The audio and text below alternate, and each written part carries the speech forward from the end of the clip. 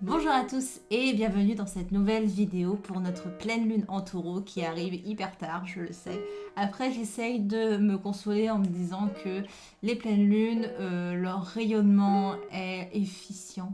Comment on dit en français, je ne sais plus. Est effectif 3 jours avant et 3 jours après la date dite. Et je suis en retard parce que, ma foi, j'avais des choses à faire ce week-end.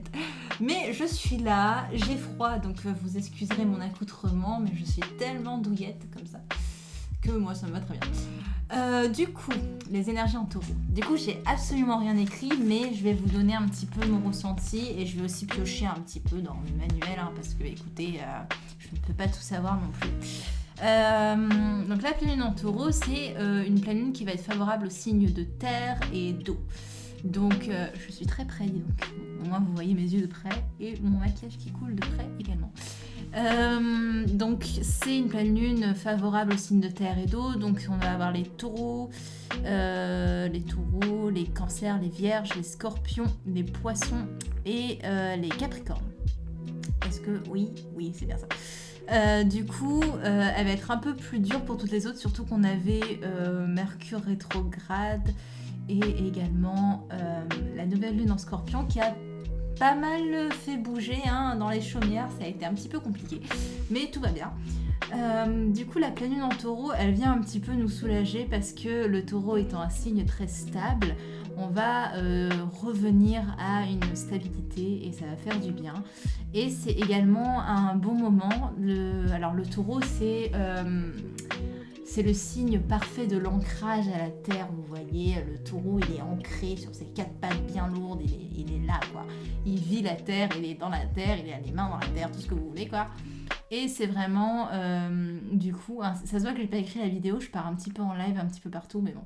Donc c'est un signe qui est très ancré dans la matière, qui va vraiment travailler sur notre vie physique, notre corps physique, notre quotidien dans cette vie. Donc voilà, c'est une bonne pleine lune du coup pour vraiment vous se questionner sur le quotidien en fait, se questionner sur le quotidien, autant sur votre routine que sur votre santé, votre logement, votre rythme de vie. Donc c'est vraiment une pleine lune qui appelle à la stabilité ou à trouver la stabilité dans son quotidien. Ce qui nous change un petit peu de la nouvelle lune qu'on avait eue avant en Scorpion où ça bougeait pas mal et on était en pleine transition et on savait plus où aller et on se retirait sur nous-mêmes, bref. Là on appelle vraiment à une stabilité dans notre vie de tous les jours. Alors, quoi d'autre ? Quoi de vous dire d'autre sur notre pleine lune en taureau ? Donc, une pleine lune stable, ça je l'ai dit. Oui, on peut aussi se demander si on a été actif tout simplement parce que le taureau étant un signe très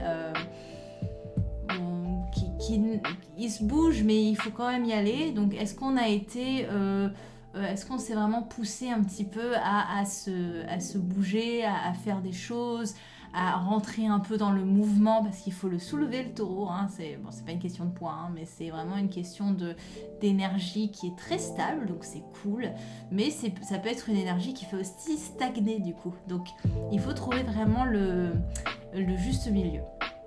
Alors voilà, je pense qu'on a bien résumé nos énergies.